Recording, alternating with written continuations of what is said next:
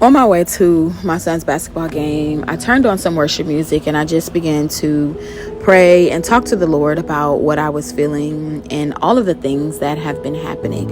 This last 2.5 years have been a lot. There have been joys, there have been triumphs, there's been grief, there's been loss, there's been just so much.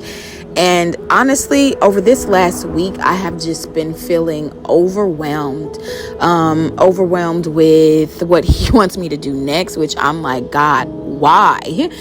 And just overwhelmed with the responsibilities of life, parenting, trying to juggle my schedule, my kids' schedule, making sure I'm showing up for my oldest son, my youngest son, and just all of the things, business, things that I know that I should be doing, but I feel like, why do I need to do it? And I know that you guys can relate to that. And so as I began to talk to the Lord, I began to cry because I needed to get that out of my soul. I needed that release, and I needed for him to allow his presence to come over me. The scripture in Psalm says times of refreshings come from his presence. I needed a refreshing. And so as I just began to petition and even express my gratitude and thanksgiving, I did receive his peace. I did receive his joy. It's just life's, y'all. But here's the thing that I know about God.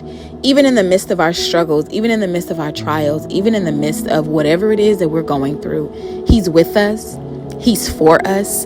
And the name that I have been holding on to, y'all, has been Jehovah Shammah. The Lord is near. And I remind myself of that. Ashley, he's near.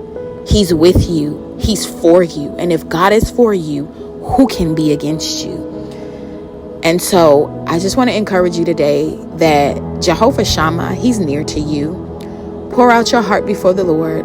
Allow him to refresh you. Allow him to restore you. Allow him to give you his strength for your weakness so that you can endure the journey that he's called you to. Our purpose is within us. It's calling. The people that are waiting for us to show up need us, and we need the help of the Lord.